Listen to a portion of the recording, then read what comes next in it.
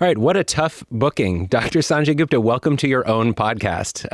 How does it feel to be on the other side of the mic? It's a little strange, I'm not going to lie. And then I look at you and you have Chasing Life with Dr. Sanjay Gupta behind you. So that feels very meta. But no, it's a privilege to be here with you. And Sanjay, I want to start by quoting you to you, which I hope is okay, but I'm running things today, so I guess it is okay.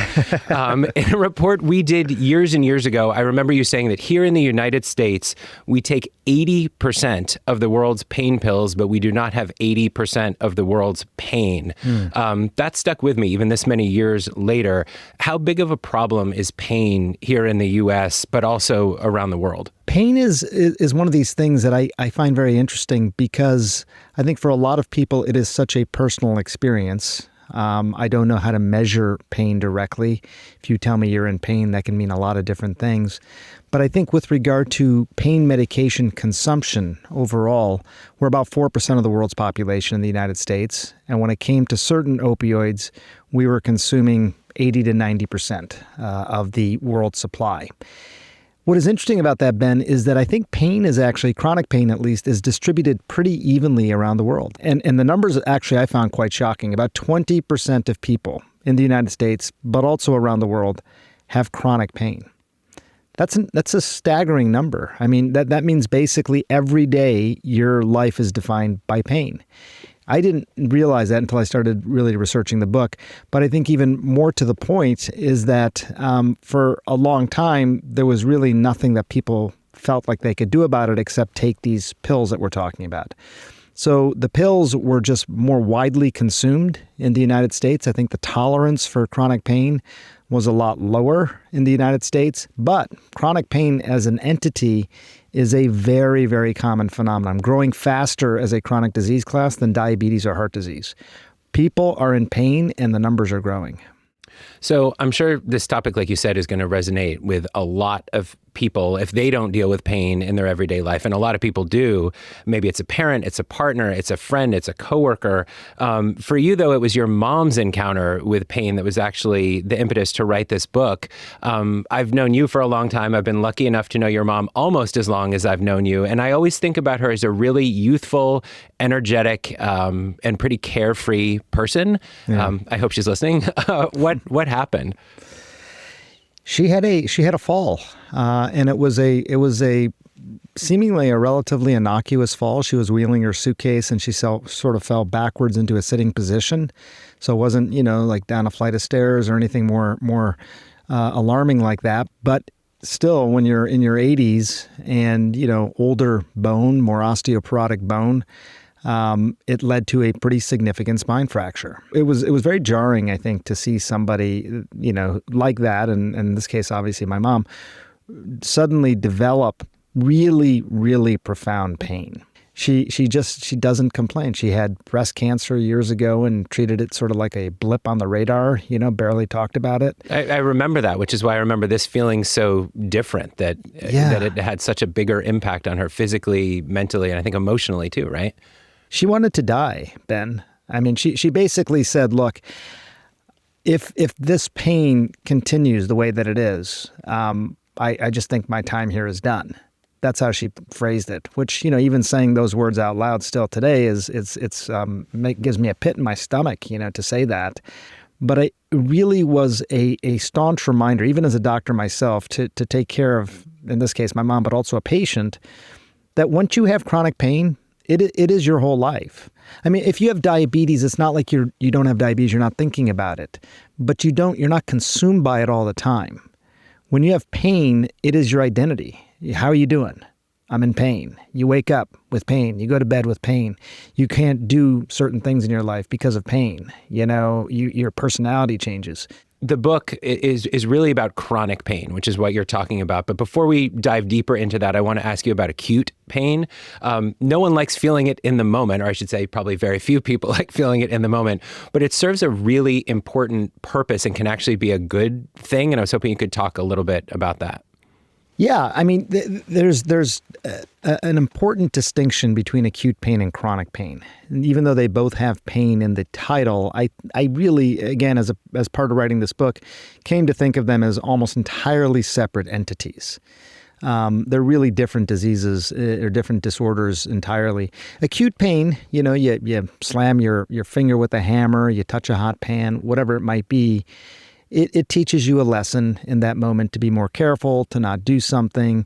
There is an evolutionary aspect to acute pain.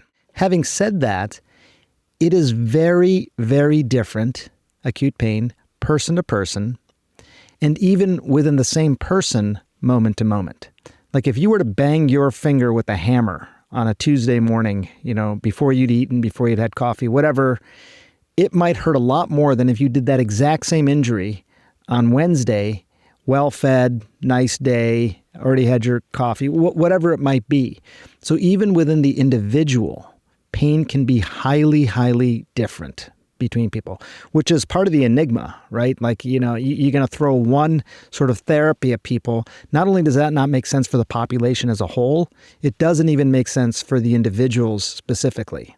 That is how unique pain is as a sensation. And it's hard to score, right? I mean, that's been one of the main challenges of this. How much pain are you in on a scale of 1 to 10? As you're saying, my 4 could be different than your 4, but my 4 is different than my own 4 on a different day, right?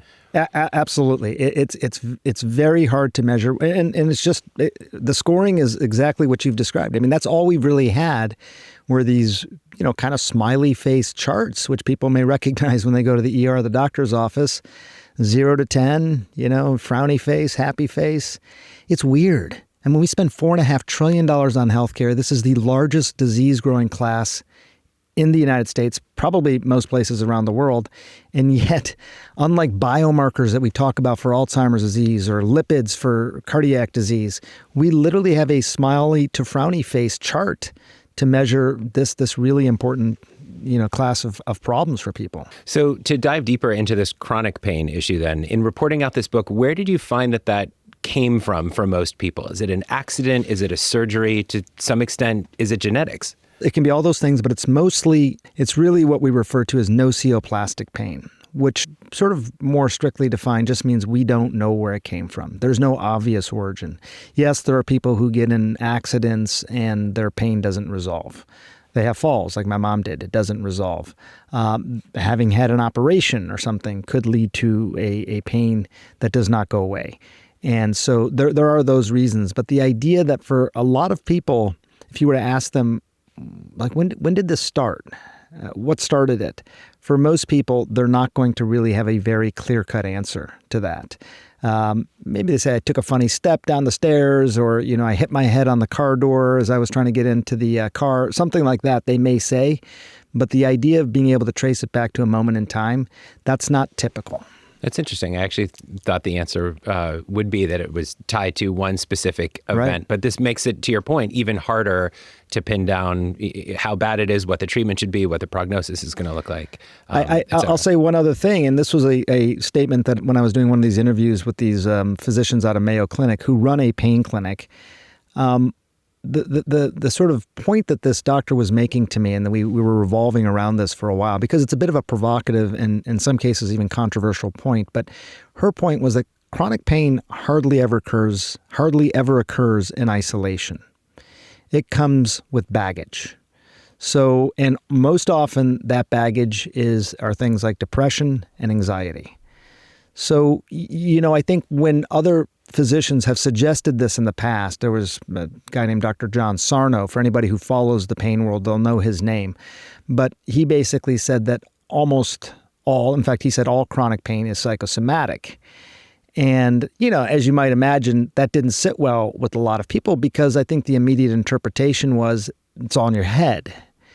But the fact of the matter is, from just a pure neurological perspective, all pain is in the brain. If the brain decides you don't have pain, you don't have pain. And by the way, if the brain decides you have pain, then you have pain. Take phantom limb pain, for example. The brain can create pain in parts of the body that don't even exist. So if you just think about that as a concept, then you realize that the brain is the ultimate sort of commander of pain. That's such a wild phenomenon, right? I mean, in addition to being CNN's chief medical correspondent, for anyone who doesn't know listening to the podcast, you are a practicing neurosurgeon right here in Atlanta. You are literally inside people's brains every week. When you're talking about the way that the brain creates pain, especially in a limb, like you said, that doesn't exist, what is the mechanism by which that happens? I mean, do you know, does anybody know? How does it create it, but also how can it eliminate it? I think this is sort of really getting at the core of what you're writing about in this new book. Yes, for sure.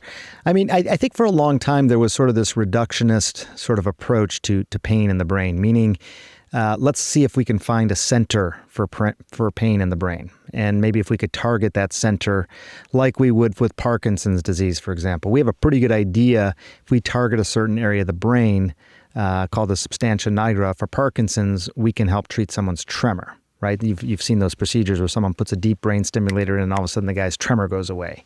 That's kind of a reductionist sort of way of looking at things in the brain, but for certain things it works, like Parkinson's. With pain, if you do these functional MRI scans on people who are in the throes of pain, you see all these different areas light up, which I think was surprising. There are certainly areas of the brain that I think are sort of the command central. They're sort of the relay board, but pain has this very circuitous route through the brain. That's why it's so dependent on mood and past events, and your anticipation of pain is a big thing. If you tell a child, for example, this is going to hurt, it's going to hurt. And by the same token, if you say this is not going to hurt, some parents may say, well, I'm not being totally honest with my kid, right? Why would I say it's not going to hurt? It's a needle going into the skin or whatever it may be. But the reality is that makes a difference, because you are actually activating circuits in the brain that are turning off the intensity of that pain. It's absolutely fascinating. And speaking of, I think if you were to ask anyone who's listening, what do you think is the best way to manage pain? A lot of people might say with pills, right? I mean, a pill for every ill, the saying goes. How effective are some of these medications, and what really is the best way to manage chronic pain, again, after you've gotten through that acute trauma?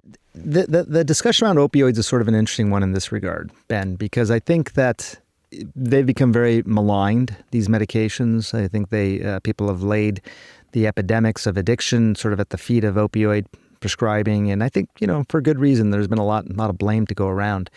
But on the other hand, I think to your point, they can be very effective medications as well. And that has, I think, been the dilemma for a lot of people. There are a lot of people who use these medications very, very responsibly, and those people have run the risk of having those medications taken away or not being able to get prescriptions as easily. So they can be highly, highly effective. But the problem is not a complicated one. It's just that we've overused it. I mean, we are a culture of consumption. So we've taken this sledgehammer of a therapy, which can be very effective, and basically sort of used it for just about everything. Sky, my daughter, who my second daughter, she went to get a dental procedure not that long ago, and she walked out of there with a prescription for Vicodin. I was shocked. We way overuse these medications, and that's part of the problem. Having said that, we also realize that for most of these pain conditions, they can cause longer-term problems. More chronic pain is associated with the use of opioids. So even though it may be very good at alleviating the pain in the moment, as you say, or in the short term, people do tend to have more likelihood of developing chronic pain, in part for a very simple reason. When you're taking these medications, it basically turns off your body's own endogenous opioid system. So all of a sudden, if you don't stay on the opioids, you will have pain, because every little thing will hurt because your endogenous opioid system is now turned off or turned way down. So it's a understandably good short-term proposition, a terrible long-term proposition for most people, but highly effective, certainly in the moment. Earlier this year, the FDA approved the first new type of pain medication in 25 years, which is really hard to believe that it had been that long. You told me the development of this drug has a really interesting story behind it. Yeah, I love the story. This is just one of those sort of I guess real world to bench sort of backwards retro engineering of a medication. So as you point out, first of all, 25 years, quarter century, no new medications for pain. To give you some context, the FDA will typically approve 40 to 50 medications a year. And again, all the things we said, pain, huge concern, huge issue, fastest growing disease class in the United States, around the world, and no new meds for a quarter century. So, just let that sink in. And a big incentive too, right? Like there's a big market for this as well. So you would think that of all the drugs being developed and coming to market, there would be a lot of these, but not You really. would think, and I think this is probably almost a different podcast sometime, but how opioids sucked up all the oxygen in the room for so long. I think the fact that we have not had any new pain meds in 25 years, how exactly that happened, because it's not for lack of trying. There are a lot of people trying. I think the last one that was approved was Celebrex, and that was in the late 1990s. But this medication, basically there was this family, initially this 14-year-old boy, but this family of people who were these circus performers, street performers in Karachi, Pakistan. And they could do these incredibly dangerous things. They would take these sharp objects and put them through their appendages, like their hands or their feet and stuff like that. And they could walk on really, really hot coals, which you've heard of hot coal walkers in the past. But most people who walked on hot coals, the reason they could do it is because their feet are essentially numb. They don't feel anything. What they found with this group of people was that they could feel the coals. They could feel the texture of the coals on their feet. They could feel that the coals were hot, burning even. What they did not feel was that the coals were painful. That was unusual because they had sensation and they could tell hot, cold. It was only pain. Pain was the only sensation that they seemed to be lacking. So these researchers, again, this is a fascinating story. They went and studied this family. They found that they had a gene. And then for a quarter century, they essentially retro-engineered the impact of that gene into a medicine. And that became the first FDA-approved medication in the spring of this year. First FDA-approved in more than 25 years, happened in the spring of this year. It's an incredible story. The medicine's called suzetrigine. I think it's going to, it's out now. Doctors can prescribe it. It's going to take a while for it to become as common. And maybe for a lot of people who are listening to this, they've never even heard of this medication. But I think it's going to be a really good alternative to opioids for a lot of people. It does not sedate, does not lead to addiction. It works in the peripheral nervous system, not on the brain. So, I think it's going to be a really good option. Yeah, and another tool in the toolkit to try, right? That's right. In addition to pills, these pills, the opioid pills, all the pills, or maybe even instead of them, ideally for some people, how important is someone's diet when it comes to managing or eliminating their pain? I know you're a huge proponent of doing things as naturally as possible. Medication absolutely has a place in all of our lives at points, but what can people do about it with the food and the drinks that they consume? I think there's a lot that can be done with food. I think the way to sort of think about it conceptually is that going back to why some people experience more pain than others for the same injury or the same insult, there can be a lot that's baked into that. But one of the other things that's sort of underlying it is just the amount of baseline inflammation that you have in your body at any given time. So imagine if you're in a more inflamed state and then you suffer some sort of injury, that's going to feel a lot worse. It's going to cause a lot more pain than if your overall inflammation level was low. And you can imagine that however you want. Imagine if your skin was inflamed, then you hit it. That's going to hurt more than obviously if your skin wasn't. Same sort of thing, just apply that to the whole body. So, I'll tell you interestingly, we talked about my mom, but as you know, Rebecca, obviously, as well, my wife, who has dealt with autoimmune issues her whole life. And when you deal with autoimmune issues, you basically have a high level of baseline inflammation in your body. And so as part of treating that, she went on a anti-inflammatory diet, very, very strict, and as a good husband, good partner, I decided to do it alongside her as a show of support. And I'll tell you, it was really interesting. I think it's worth exploring that for all sorts of different reasons, but decreasing baseline inflammation, really important. One thing you've also started to talk a lot more about is social prescriptions. What does that look like? Obviously, a lot of people have made a lot of hay about the loneliness epidemic in this country. What does that look like when it is, quote unquote, prescribed by a doctor? But I think you would also say you don't really need a doctor to prescribe this for you. You can do this for yourself. You absolutely can do it for yourself. I think doctors started thinking about this as a prescriptive sort of thing, even when it came to prescribing certain foods, certain levels of activity. You always thought of doctors as just prescribing medications, but you had these groups of doctors in the United States and in Canada who started making prescriptions for the national parks, for example. You must visit a national park once a month or something. And I thought it was sort of interesting. Can I get that prescription from you, by the way? I know, right? I love that. Dr. Lem out of Canada, I think she was the first to start doing it. And I just thought it was really interesting. But I think the thing that really provoked it for a lot of people were actually these studies that showed people in isolation tended to activate some of the same pathways that we were just talking about as people who had suffered physical pain. So the idea that loneliness and isolation hurts physically. We think of that as purely, a mental thing or emotional thing, but the idea that it hurts physically, I think, was sort of a revelatory concept. And the idea that it hurts all on its own, but then could exacerbate other things. So going back to slamming your finger with a hammer or something, if you do that to a lonely person versus a person who has a lot of social connections, it's going to hurt more for the lonely person. Because their brain has changed. Their brain has changed. Their brain is more amped up. Call it that. Their brain sees threats more easily. I think when you're lonely, from an evolutionary standpoint, the way that it was explained to me was that in a way you feel like you've been cast out of the tribe. And when you're cast out of the tribe, you feel like you're less protected. You're kind of on your own, and you have to be more suspicious of everything. Your threat detector level has to be higher because everything is a potential threat. The people in my life, for the most part, when they're hurt, myself included sometimes, they don't really want to work out or get a lot of exercise. Is exercise something you should avoid when you're dealing with pain? Or, I'm just taking a guess here, could some types of exercise in some situations, if done the right way, actually help alleviate pain? I think it's absolutely the latter. And as simple as this concept may sound, this was a big one for me in the book. Even as a physician, I mean, let's say you've twisted your ankle or something like that. I think most people, and for good reason, would say, adopt some form of the RICE protocol, which is rest, ice, compression, elevation.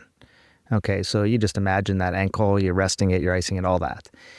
And there was a study that I read that, for me, really turned that kind of advice totally upside down. And I think one of the things that I sort of took away from it is that you mostly want to let the body do its job.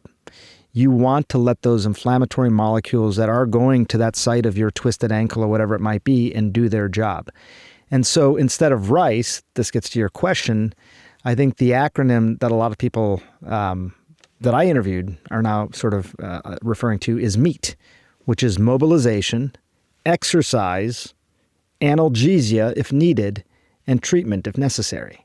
So unless your ankle is broken, you should probably be moving it and exercising it. You do want to increase the inflammatory molecules blood flow to that area, because even though it may hurt a little bit more in the moment, it'll dramatically reduce your chance of it hurting later. What, if anything, should I make that both of those acronyms are food? I know, right?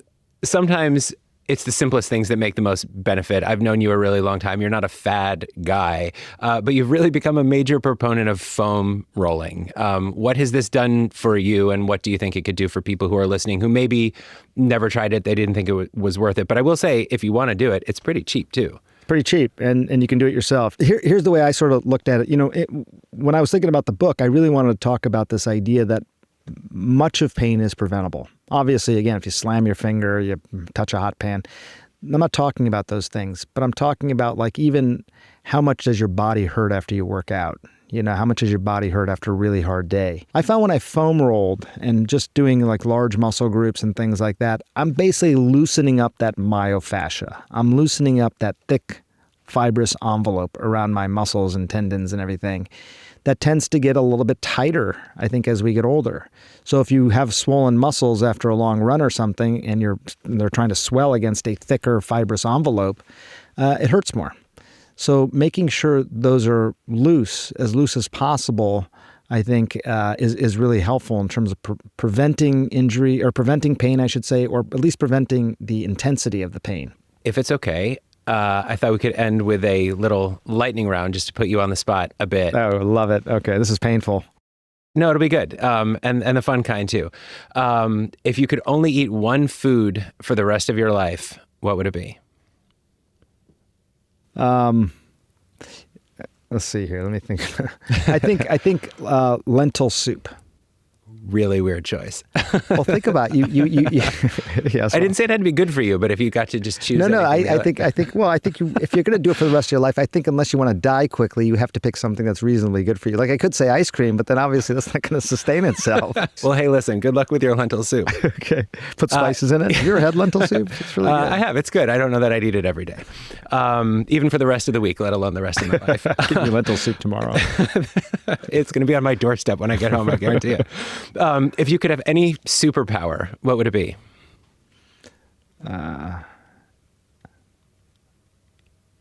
Instant healing.